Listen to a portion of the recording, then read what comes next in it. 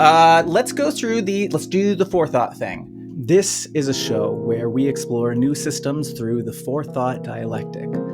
FourThought is a protocol within cognitism for declaring claims of truth and one's confidence in them to generative models like GPT.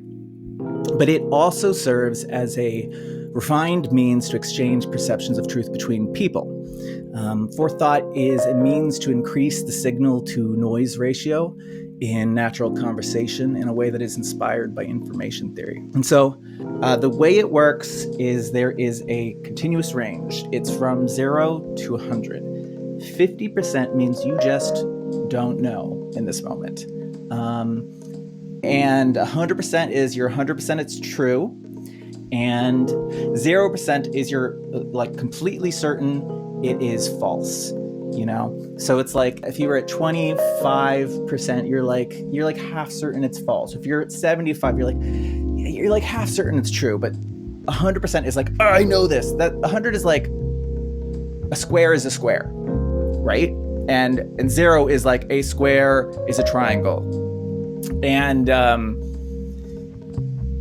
don't know what the perfect uncertain claim is, but it would just be something you completely don't know.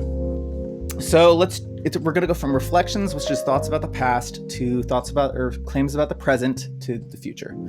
So the first is a sort of calibration thing. Water has always flowed downhill. Can you define always? So the point of this is that when we communicate online, language is, you don't get extra context when you talk to people. And so we're always making these huge assumptions about what other people mean. And then we go on these rambling things. What I want you to do is to bake that uncertainty towards the center. If you don't know what I mean, you don't have the freedom to ask for more clarity. Move your response towards the center, because that would mean you're less certain. But don't ask for more clarity. Just move it towards the center, because that means you don't know. Okay, well, I'll play. Water's always traveled downhill. I'm 50% certain of that. Okay. Past humans took actions that damaged the ecology we live in today. 100% certain. Okay. We have had the capacity to cause ecological degradation for centuries. 100% true. Okay. People have been incentivized to rely on unsustainable practices. 100% true. Humanity has already exceeded the safe global operating space for many of Earth's ecosystems. 80% true. Okay. We have had a high degree of confidence about climate change for decades. 50% true. Okay. We have mitigated some of the effects of climate change through collective action. 0% true. We've experienced periods of ecological stability over time that have allowed human civilizations to flourish. 99% true. Sure. Societies have collapsed due to ecological degradation. 99% sure. Humans have had a deep relationship with nature for thousands of years. 100% true. Over the last 100 years, our relationship with nature has begun to fray. 50% true. Okay. Humans have successfully restored damaged ecosystems through individual action. 60% sure. There's a lot of subtlety in that question. Technology has been used as a tool for both destruction and restoration of our environment. 100% sure. Sure. Okay. Then we're going to just go to general statements. I'm going to ask this again. Water always flows downhill. 50% sure. Okay. The damage we've done to the... Wait. I'll say... I'll give it 65% sure. There's just a lot there. Yes. The always is hanging me up. Yes. This is like a thing that Matt Perkowski got me into, which is like, he said something about the binary nature of firing, which is like, what's the minimum viable time frame on which you could say that's declarably true? Yeah. And I was like, that's good. That's a good way to put that, dude. Thank you for that. That's my thing. It's like clearly there's a time frame in which that's 100% true, but you said always, not a time frame. And that's the thing about this practice, is that I'm trying to get people to feel more comfortable with expressions of uncertainty, because it's like we don't really always know exactly what the other person means. And so it's sort of a healthy practice to embrace a little bit of uncertainty. But when we are people who either, selling things or selling ideas, people really react to certainty. So I think a lot of society has boiled down to, we only communicate in the expressions of certainty. We only have hearts that are full likes, or apparently no dislike at all, or anything like that. These areas of subtlety in between are becoming lost, and it becomes harder to speak to each other if we're always certain that we're fully in alignment. So this is what this practice is about. Totally. Did I say this already? The damage we've done to the planet is quantifiable. Accurately quantifiable or just quantifiable? Okay.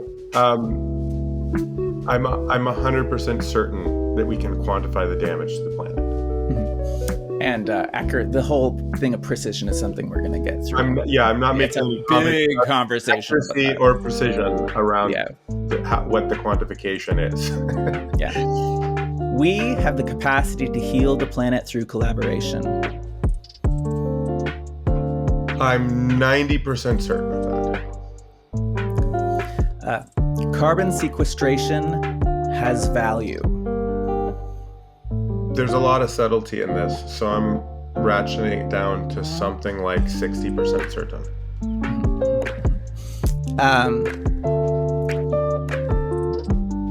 We can precisely measure ecological state change.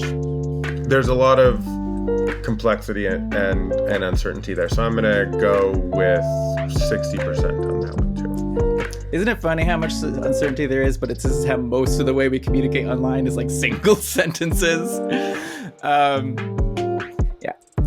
Eco credits are a way to incentivize regenerative practices. Yeah, I feel more certain about that. I would say, I'm trying to remember what I'll put it up at like 90% certain. Okay. Incentivizing regenerative actions is essential to restoring Earth's ecosystems.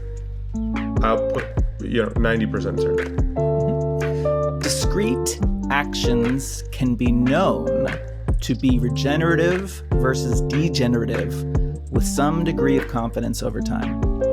It's just asking, looking backwards or known in the moment? Mm-hmm. Backwards. Yeah, I'm like 80% certain. Mm-hmm.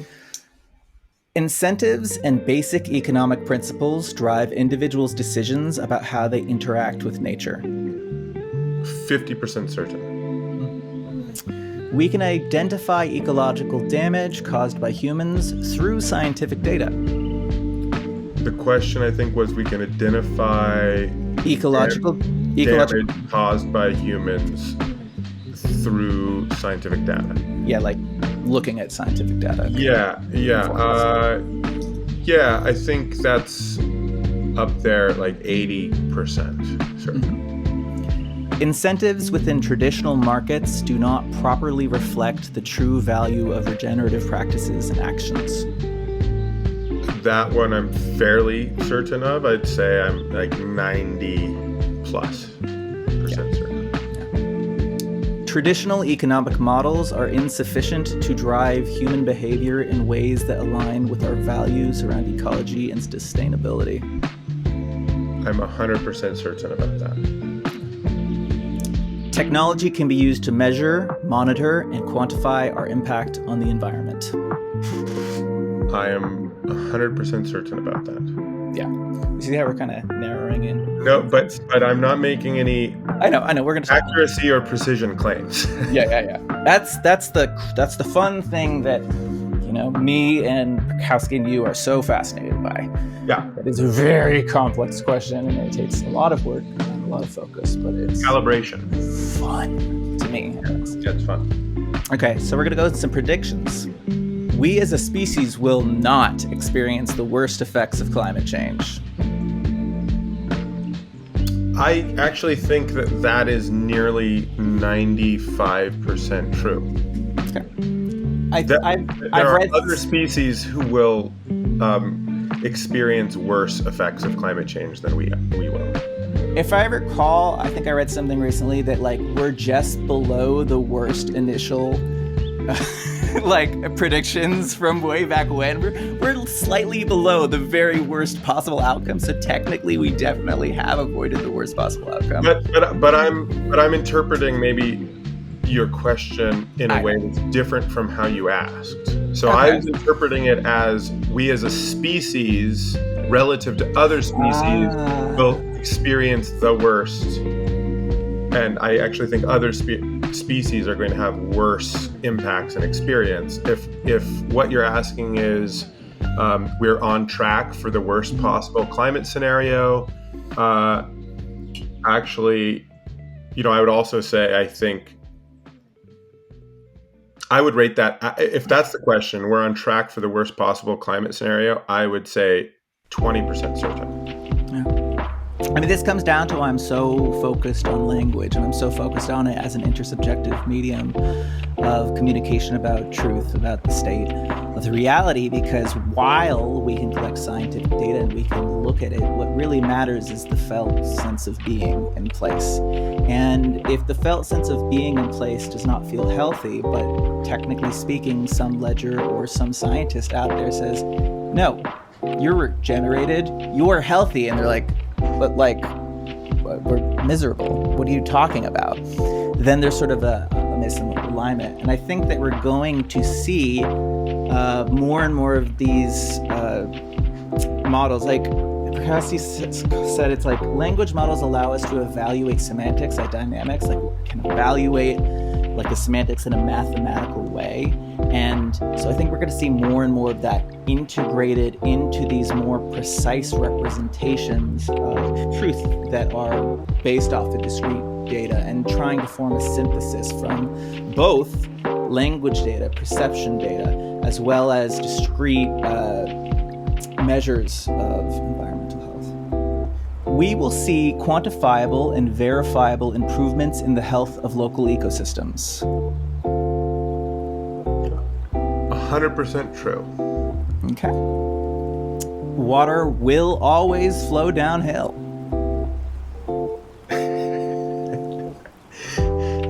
I want a time frame for that to increase my certainty above 60%. That's as far as I'm going. Without time frame calibration. Hey, can I ask you a question? Yeah. Have you ever been in a state of flow as you went on a hike? Yeah. Have you ever walked up a hill? That's a great point. That's a good point. Yes, and yes, I'm a big bag of water. Yeah. That's the most fascinating thing about consciousness to me, is that's not supposed to happen. That's not supposed to happen at all, and then it does. And so that's what I think is just with the active inference stuff, we talk a lot about energy and about entropy, and in all of this, we're talking about flows of entropy in relationship to the human experience of living. And so it's really important when we talk about changing systems at this scale, especially when there's energy flowing through them. These are living environments. It's not a building that you build where there's a spec that you hold and you have the steel be a certain level of rigidity. Every ecosystem is different and unique. And so therefore, it's not as simple as just, I think, what a lot of the other refi projects are doing. And I think that's why it's really important that you're investing in the stuff that me and Matt are doing, because ultimately that is what has to be brought into it to have a holistic change in the health of the ecosystem, from my perception. Next claim. Proof of stake will outlive proof of work. I'd say I'm like 5%. That's pretty low. Yeah, I don't know. Pretty low probability. I put it at like 5%. Regen network will be the backbone of a regenerative economy. I think there's a lot of game left here, so I'm bullish, but I'm realistic. So I'd say, give it 51%. I would give it a better shot than that. But, maybe 65. Okay.